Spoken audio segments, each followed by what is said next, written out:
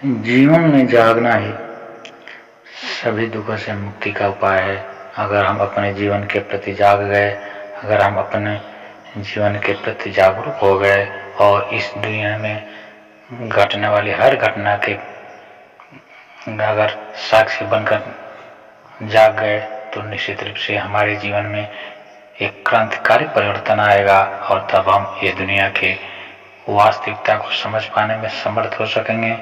मित्रों, हमें इस दुनिया की हर दुख हमें दुख इसलिए लगते हैं क्योंकि हम सोए सोए हैं, हम नशे की हालत में हैं। और अगर हम अपने होश को जगाने में कामयाब हो सकें, अगर हम हर घटना को होशपूर्वक देख पाने में अपने को समर्थ कर सकें, तो हम पाएंगे कि दुनिया में घटने वाली हर घटना हमें कुछ न कुछ संकेत दे जाती है।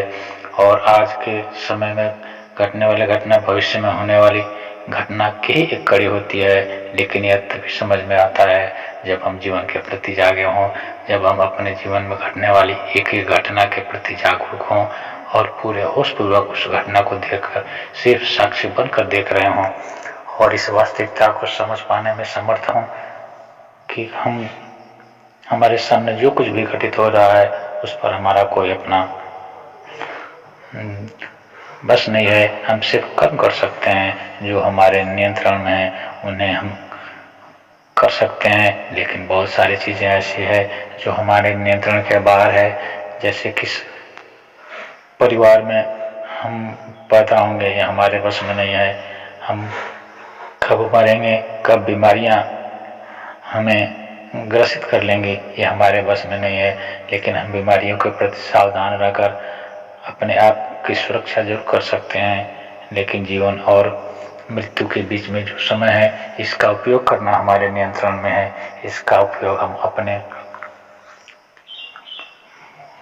होशपूर्वक करके इसका उपयोग कर सकते हैं। लेकिन जन्म में भी हमारा कोई नियंत्रण नहीं और मृत्यु में भी हमारा नियंत्रण नहीं।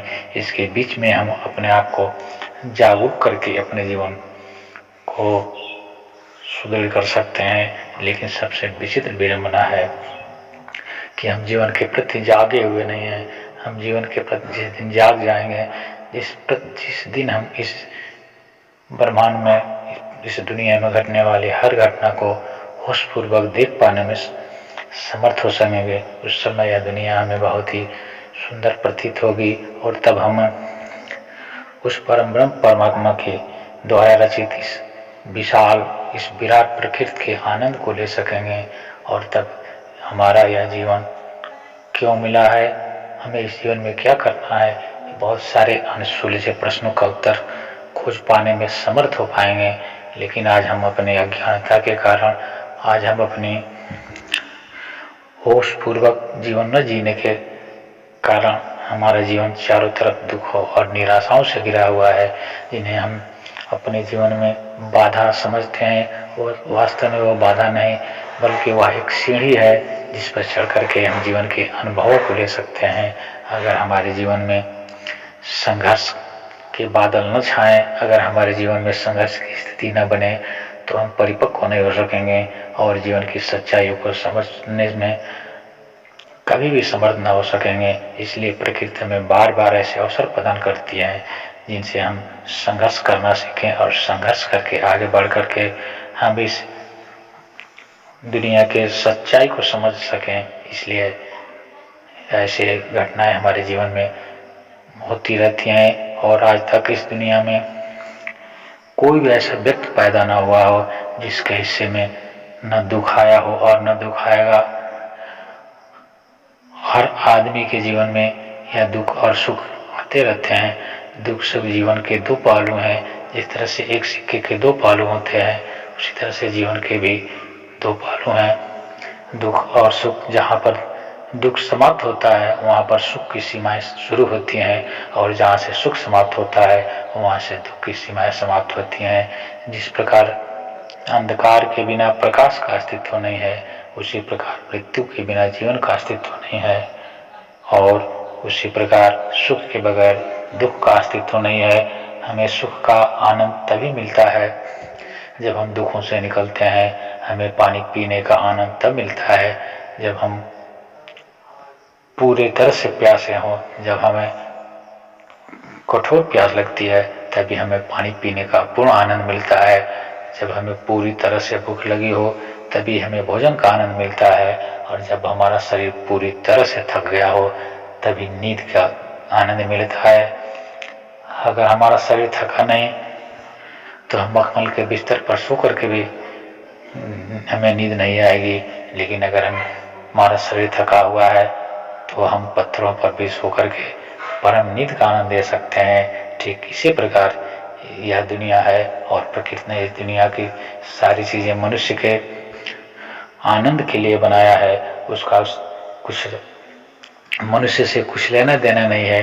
प्रकृति में जो भी चीजें हमें मिली हैं वह सब मुफ्त में मिली हैं। ईश्वर ने जो कुछ भी मनुष्य के लिए बनाया है वह सब उसको फ्री में दिया है, उसका आनंद है।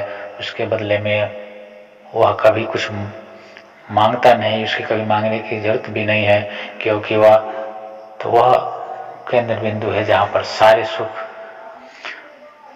पर्याप्त रूप में है। कुछ भी पाने के लिए बाकी नहीं रहता।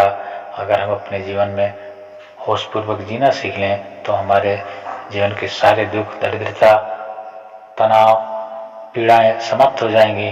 लेकिन ये सारी चीजें इसलिए हैं क्योंकि हम अपने जीवन के प्रति जागे हुए नहीं हैं और अपने संकुचित विचारधारा से, अपने संकुचित बुद्धि से हम हर घटना की परिभाषा पद को परिभाषित करने का प्रयास करते हैं। और हमारी पहुंच, हमारी बुद्धि बहुत छोटी है। वह परमात्मा विशाल है, या प्रकृति तो बहुत विशाल है।